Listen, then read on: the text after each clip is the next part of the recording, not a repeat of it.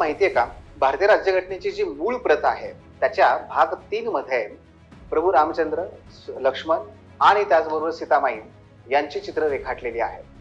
का रेखाटली असतील ही चित्र चित्रकाराने? चित्रकार हा प्रचंड धर्मवेडा होता म्हणून रेखाटले असतील का? बिलकुल नाही. चित्रकार होते सुप्रसिद्ध चित्रकार नंदलाल बोस. आणि मित्रांनो, ते होते रवींद्रनाथ टागोर यांनी स्थापन केलेल्या शांतिनिकेतन या विद्यापीठाशी संबंधित. त्यांनी का त्या ठिकाणी ही चित्र रेखाटली असतील? कारण प्रभू रामचंद्र जेव्हा वनवासाला निघाले मित्रांनो, तेव्हा पहिल्यांदा त्यांनी कुणाचा आधार घेतला असेल, कुणाशी मैत्री केली असेल? ती म्हणजे निषाद राज. निषाद राज हे तेव्हा अस्पृश्य मानल्या गेलेल्या निषाद समूहाचे प्रमुख होते. मात्र त्यांनी अस्पृश्यता न बाळगता त्यांच्याशी आदराने आपला व्यवहार केला. दुसरीकडे शबरीची उष्टी बोरं खाल्ली ही तर तुम्हा सर्वांना माहितीच आहे. त्या कोण होत्या? त्या आदिवासी समुदायातील एक महिला होत्या. आणि त्याचबरोबर प्रभू रामचंद्रांचे अत्यंत जवळचे सखे म्हणजेच काय मित्र ते हनुमान. तर हनुमानांचा विचार केला तर ते कोण आहेत? ते सुद्धा आदिवासी समुदायाचं प्रतिनिधित्व करणारे आहेत. एवढंच नाही मित्रांनो, तर कधीही शत्रूला पराभूत केल्यानंतर आणि शत्रूचा जर समजा त्या ठिकाणी मृत्यू झालाय तर कधीही प्रभू रामचंद्रांनी त्याचा अनादर केला नाही. उलट अशा मृत्यूशय्येवरती पडलेल्या व्यक्तीचा सुद्धा प्रतिष्ठा जोपासत, प्रतिष्ठेचा आदर करत त्यांनी त्यांचे अंत्यसंस्कार हे केलेले आहेत. या सर्व बाबी काय जाणवतात किंवा काय दाखवतात की प्रभू रामचंद्रांसाठी कधीही व्यक्ती ही कोणत्या धर्माचे, कोणत्या पंथाचे, कुठल्या प्रदेशाचे हे महत्वाचं नव्हतं. तर ती व्यक्ती आहे आणि व्यक्ती म्हणून तिचे काही मानवी हक्क आहेत, तिचे काही मूलभूत हक्क आहेत आणि त्याचा आपण आदर केला पाहिजे. आणि म्हणून नंदलाल बोस यांनी प्रभू रामचंद्र, सीतामाई आणि लक्ष्मण यांची चित्र या मूलभूत हक्काच्या चॅप्टर मध्ये चित्रित केलेली आपल्याला पाहायला मिळतात. दुसरीकडे एक उदाहरण घ्या. समजा तुमचं सिलेक्शन झालेलं आहे UPSC मध्ये, तुमचं आता IAS म्हणून त्या ठिकाणी सिलेक्शन झालंय. तुमचं ट्रेनिंग उद्यापासून सुरू होणार आहे आणि आज तुम्हाला राष्ट्रपती भवन मधून फोन येतो. फोन असा आहे की तुम्ही फार कर्तबगार आहात, मात्र तुमच्या कर्तबगारीची आम्हाला गरज आहे. कुठे?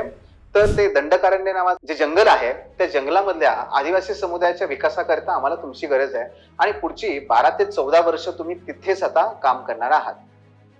काय असेल तुमची त्या ठिकाणी भावनिक बाब? काय असेल? कशा प्रकारे तुमची प्रतिक्रिया असेल? तो प्रतिक्रिया असेल का प्रतिसाद असेल? निश्चितपणे तुम्ही हे म्हणाल की अहो, मला सेवा करायची आहे म्हणूनच मी आता त्या भारतीय प्रशासकीय सेवेत चाललोय, पण 14 वर्ष जंगलात राहून सेवा करायची नाही, म्हणजे हे जरा थोडं अति होते असं वाटत नाही का तुम्हाला? मित्रांनो, हे अशा प्रकारचे आढेवेढे घेणं किंवा त्या पद्धतीने ते नाकारलं सुद्धा जाणं तुमच्याकडून साहजिक अपेक्षित आहे. पण प्रभू रामचंद्रांनी काय केलं? उद्या राज्याभिषेक आहे आणि आज त्यांना सांगण्यात येतं की पुढची 14 वर्ष तुला वनवासात घालवायची आहेत. काय केलं त्यांनी? चेहऱ्यावरती स्मित हास्य केलं आणि ते आपल्या वनवासाला निघून गेले. हे काय दाखवतं? हे दाखवतं भावनिक बुद्धिमत्ता, की आपल्या भावनांवरती कशा प्रकारे नियंत्रण ठेवलं पाहिजे आणि परिस्थितीला सामोरं गेलं पाहिजे. हे सगळं होत असताना दुसरीकडे आज आपण जे सुशासन किंवा कल्याणकारी राज्य यासारख्या संकल्पना सातत्याने वापरतो. मित्रांनो, ह्या जरी आधुनिक वाटत असल्या तरी सुद्धा ह्या आधुनिक नाहीयेत. ह्या रामराज्यामध्ये ऑलरेडी होत्या. काय होतं रामराज्य? बऱ्याच वेळेस टीका केली जाते की रामराज्य म्हणजे हिंदू धर्माचं राज्य का हो? बिलकुल नाही. रामराज्य या शब्दामध्ये बघा, राम कोण होते? तर राम हे मूर्तिमंत उदाहरण होते की एक आदर्श राजा कसा असावा याचं. राम हे एक आदर्श असं उदाहरण होते की राजा नीतिवान कसा असला पाहिजे याचं. मग असे मूर्तिमंत किंवा नीतिवंत असे हे प्रभू रामचंद्र. आणि दुसऱ्या बाजूला राज्य असा शब्द आहे. याचा अर्थ काय? स्टेट, ना की त्या ठिकाणी पॉवर. मग हे स्टेट असायला पाहिजे. कसलं स्टेट असलं पाहिजे? कसलं राज्य असलं पाहिजे?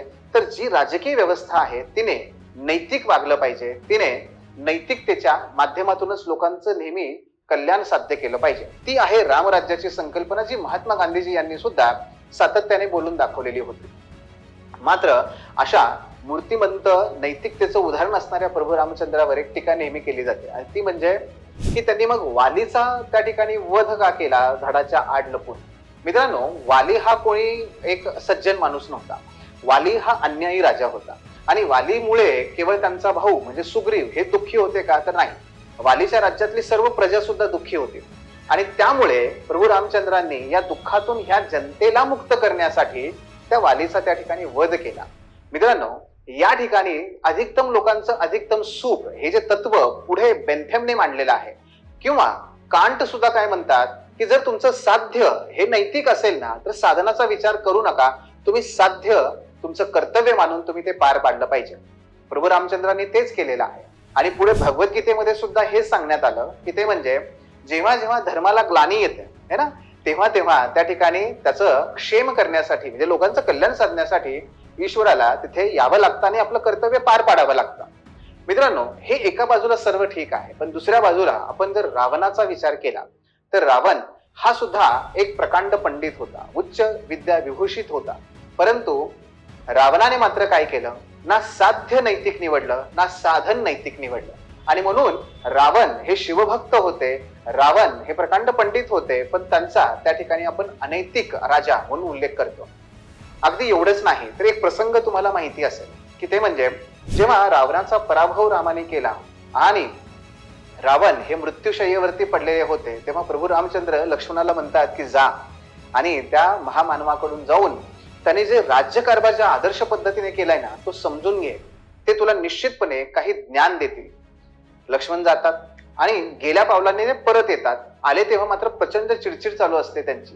राम विचारतात त्यांना, अरे काय झालं काय? लक्ष्मण म्हणतात, नाहीये, तो अजूनही उद्दामच आहे, गर्विष्ठ आहे, त्याने मला काहीच सांगितलं नाहीये. रामचंद्र त्यांना एक प्रश्न विचारतात, मग मला सांग की नक्की लक्ष्मण तू कुठे थांबला होता? जेव्हा तू त्यांना विनंती केलीस तू तेव्हा कुठे थांबला होतास? ते म्हणतात, मी त्याच्या डोक्याजवळ थांबलो होतो. प्रभू रामचंद्र स्मित हास्य करतात आणि ते जातात स्वतः. ते म्हणतात, थांब, मी जातो. ते जातात आणि ते रावणाच्या पायाजवळ जाऊन थांबतात, दोन्ही हात जोडतात आणि त्यांना ते विनंती करतात की हे लंकाधिपती, तुम्ही ज्या पद्धतीने लंकेला सोन्याची लंका बनवलं, तुमचा उत्तम कारभार होता, तुम्ही उत्तम प्रशासक होता.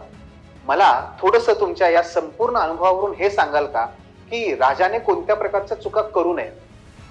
आणि मग पुढे रावण अगदी शेवटच्या श्वास किंवा घटका मोजत असताना सुद्धा प्रभू रामचंद्रांना सर्व काही सांगतात. मित्रांनो, हे काय दाखवतं? हे दाखवतं की एक राजा, एक प्रशासक आणि एक मंत्री सुद्धा याने कशा पद्धतीने आपलं वर्तन त्या ठिकाणी केलं पाहिजे. वैयक्तिक हेवे दावे यापेक्षा सार्वजनिक हित याला सातत्याने सर्वोत्तम मानलं पाहिजे. मित्रांनो, अशा पद्धतीने प्रभू रामचंद्र आणि त्यांची नैतिक शिकवण ही आजही प्रत्येक प्रशासकाला, प्रत्येक मंत्र्याला नव्हे, प्रत्येक सर्वसामान्य व्यक्तीला सुद्धा आदर्श म्हणून त्या ठिकाणी रस्ता दाखवते. म्हणूनच आपण रामनवमी किंवा प्रभू रामचंद्र, रामायण या सगळ्या गोष्टी फक्त धार्मिक उत्सवापुरत्या मर्यादित न ठेवता त्या आपल्या दैनंदिन जीवनाचा, जगण्याचा एक भाग त्याला बनवलं पाहिजे. मित्रांनो, शेवटी असं म्हणलं जातं की नैतिकतेशिवाय जर सत्ता उपभोगली तर तो रावण असतो. सत्तेशिवाय नैतिक उपदेश करायला लागलात की तो दुबळेपणा असतो. पण सत्तेचा उपयोग सर्वसामान्य लोकांच्या कल्याणाकरता आणि तेही नैतिकतेने तुम्ही जर करत असाल तर ते तुम्ही प्रभू रामचंद्र असतात. धन्यवाद. Thanks for watching. If you found this video valuable, don't forget to like, share and subscribe our channel. The Officer, your personal mentor.